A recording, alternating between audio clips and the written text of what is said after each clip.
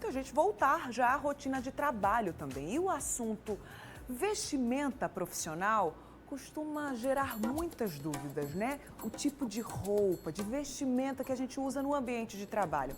Vamos entender melhor esse assunto? Hora do quadro Seu Direito.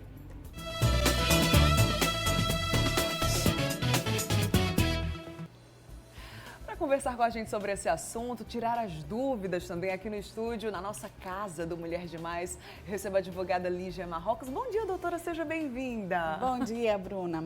Um prazer estar aqui mais uma vez. Pois é, prazer pra gente também. Você que está em casa pode e deve participar, enviando perguntas, compartilhando com a gente alguma experiência através do WhatsApp do Mulher Demais.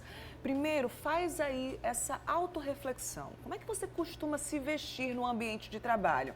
Você segue alguma regra, né? O seu empregador te passou algum tipo de regra? Enfim, tem dúvidas sobre esse assunto? O WhatsApp do Mulher Demais, você já conhece, tá aí na tela. É o 991050400 e o celular do MD fica aqui, ó, comigo. Então eu vou acompanhando os questionamentos de vocês em tempo real, certinho? Vai mandando aí suas mensagens e eu já trago ao vivaço aqui com a nossa especialista também. E no quesito roupa, né, doutora? Quando os funcionários usam uniforme, isso fica mais fácil? É mais fácil de controlar? Explica aí pra gente. Pois é, Bruna. No quesito vestimenta, quando há o uso do uniforme, eu sempre falo que é bem mais fácil, porque fica ali todo mundo padronizado, não há o que questionar. No momento da contratação, o empregado, a empregada já sabe de pronto que ele vai ter que usar aquele fardamento, aquele uniforme, já sabe qual é o cabelo que vai ter que ser usado, o sapato, já sabe no momento da contratação, muitas vezes até no próprio contrato de trabalho que ele assina, se há um termo de contrato assinado, já está estabelecido em uma cláusula qual é o fardamento padrão. Aí não há o que se discutir, né? Lembra daquela premissa que eu disse uma vez, que eu tive aqui, que o ajustado, né? O acordado não sai caro, Sim. Né?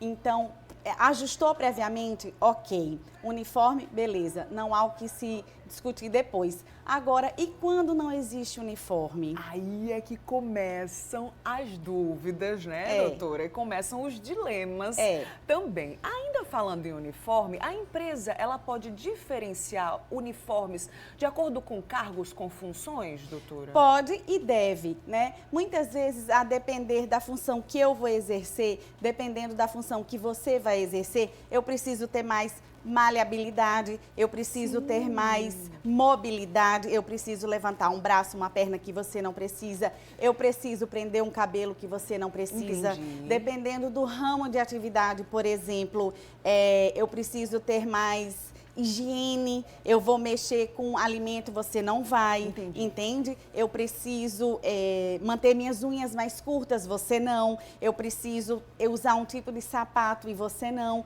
Então, tudo vai depender do ramo de atividade, do setor em que eu trabalho e você não. Então, é tudo muito específico no quesito vestimenta. Uma outra coisa que precisa ficar muito clara, tudo depende do ramo de atividade. Há normas específicas, por exemplo, da vigilância sanitária. Certo. A gente vive um momento de muita inclusão. Então, dependendo também dos padrões de especificidades de gênero, né, de inclusão, isso também vai predeterminar a vestimenta de cada empregado. Muito bem. Agora, entrando já nessa outra seara, né? Falamos sobre uniforme, né? Sobre essa vestimenta padrão.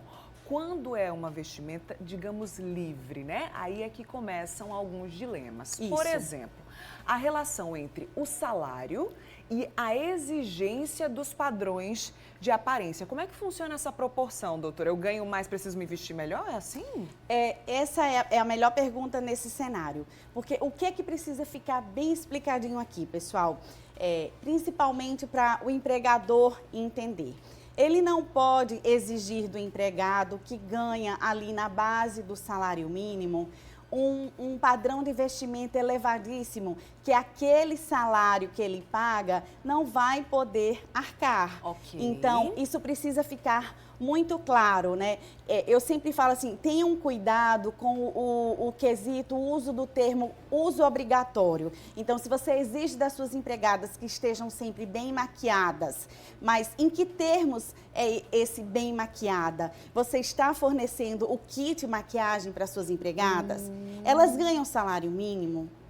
Você fornece o kit ou você fornece ali uma ajuda de custo para aquela maquiagem, percebe? Então, é preciso que haja uma proporcionalidade entre o ganho salarial, entre a remuneração da empregada e a exigência. Muitas vezes há uma exigência assim, a necessidade de cabelos bem cuidados, cabelos bem cortados. Para os homens, por exemplo, Sim. a exigência às vezes de ternos bem cortados, sapatos sempre novos, sapatos engraxados. Mas esse empregado está ganhando um salário proporcional a essa exigência? Entendi. Então, tenham cuidado com a exigência do uso obrigatório de determinado padrão, se a empresa não está pagando proporcionalmente a essas exigências, entende? Entendo.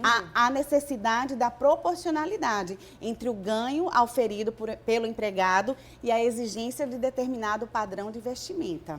Você citou aí, né, doutora, muito bem, inclusive, a questão das mulheres, né? Então, diferenciando aí a questão de homens e mulheres. Mulher tem questão de maquiagem, unhas bem feitas, as roupas. Como é que isso tudo precisa ser discriminado? Aquela frase sua é maravilhosa, né? O combinado, o acordado não sai caro. Mas como é que isso precisa estar ali, ó, padronizado para que a pessoa entenda o que deve ou não ser feito? Existem duas formas de padronizarmos isso.